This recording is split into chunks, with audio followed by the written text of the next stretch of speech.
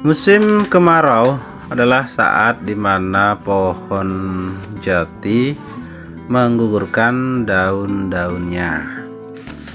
Jadi di kebanyakan hutan jati itu pada saat musim kemarau puncak itu menggugurkan daun-daunnya bertujuan untuk mengurangi penguapan.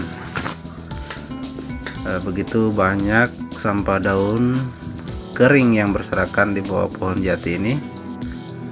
Nah, ini jarang sekali dimanfaatkan oleh manusia, oleh para petani sebagai pupuk kompos yang ternyata sangat memiliki kandungan unsur hara yang sangat-sangat tinggi.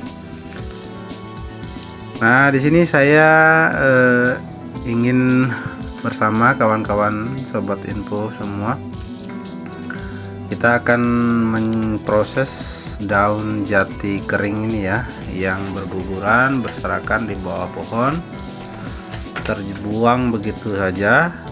Nah, hari ini kita akan coba manfaatkan menjadi pupuk kompos atau biasa dikenal dengan komsah, kompos resah, kompos daun kering. Nah, ini kita ambil secukupnya, sebanyak-banyaknya sebenarnya tergantung kemampuan kita mengambilnya. Ini adalah hamparan hutan jati milik warga, begitu banyak sampah daunnya yang terkadang malah terbakar percuma ya, sehingga tidak bermanfaat bagi kesuburan tanah. Nah, kalau kita manfaatkan ini akan bisa menyuburkan tanaman-tanaman kita. Oke, kita langsung saja pada proses pembuatannya seperti apa.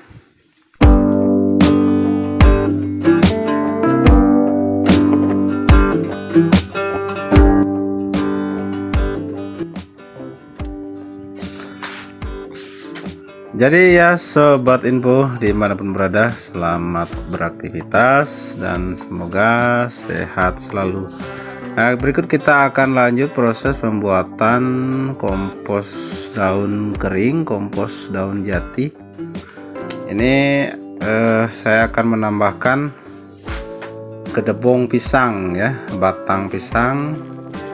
Ini karena batang pisang banyak mengandung air. Nah, ini manfaatnya di samping memang mengandung kandungan fosfat yang tinggi, dia juga menjaga kelembaban pada saat proses fermentasi atau pembuatan kompos itu sendiri.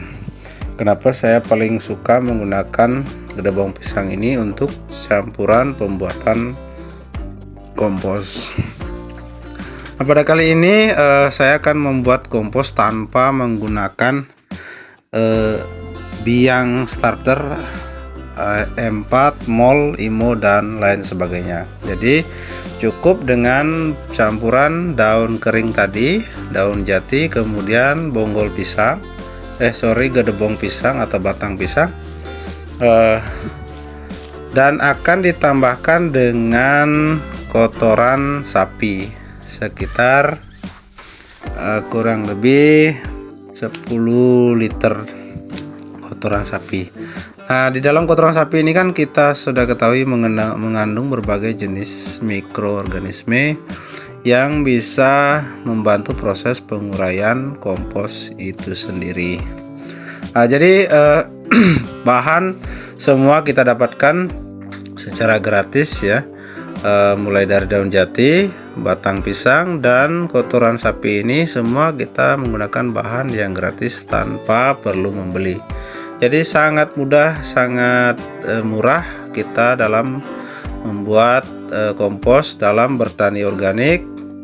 Jika ada beberapa pendapat yang menyatakan bahwa pembuatan berkebun secara organik itu ribet dan mahal, nah ini saya contohkan pembuatan kompos yang serba gratis, tinggal kita mau saja membuatnya. Nah, ini adalah kotoran sapi yang sudah kering ini saya akan campurkan ke dalam bahan pembuatan kompos resah daun kering, daun jati kering ini ya, dihampar seperti ini, kemudian kita akan aduk-aduk merata. Nah, setelah proses pengadukan ini selesai, kemudian kita akan lanjutkan pada proses penyimpanan di dalam kompos bag atau kantung kompos, atau biasa kita menggunakan karung baru atau karung bekas ya. Dimasukkan secara bertahap nanti sambil dipadatkan ya. Jadi kuncinya sebenarnya pengomposan ini adalah kadar air tadi, penambahan air untuk kelembabannya. Kemudian yang kunci keduanya itu adalah proses pemadatan di dalam kantung kompos bag, bak kompos, atau di dalam karungnya. Nah, jadi saya ini hanya menggunakan karung karena belum punya tong kompos yang permanen. Bagi kawan-kawan yang sudah memiliki kompos bag juga boleh, itu bisa didapatkan dengan dibeli secara online atau di toko-toko pertanian terdekat. Nah, ini saya memadatkan ya, dipadatkan secara maksimal, semakin padat semakin bagus. Itu pemadatan bertujuan adalah agar sirkulasi udara menjadi minimal ke dalam bahan kompos ini, sehingga proses fermentasi pengomposan bahan-bahan organik ini berlangsung lebih cepat.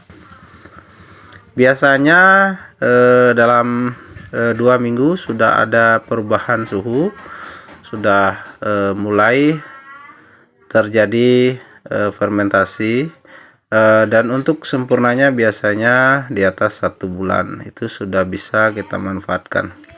Nanti dipantau terus ya.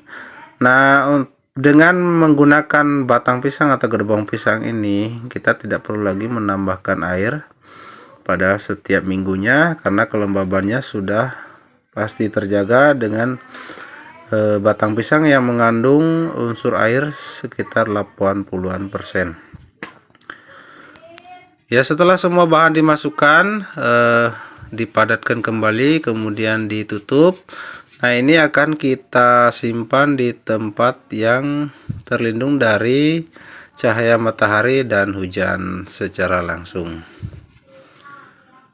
Oke, saya kira demikian, sangat mudah. Saran dan komentarnya silakan di kolom komentar. Jangan lupa like, komen, dan subscribe. Salam organik, selamat bertani organik, dan salam hijau lestari. Salam info.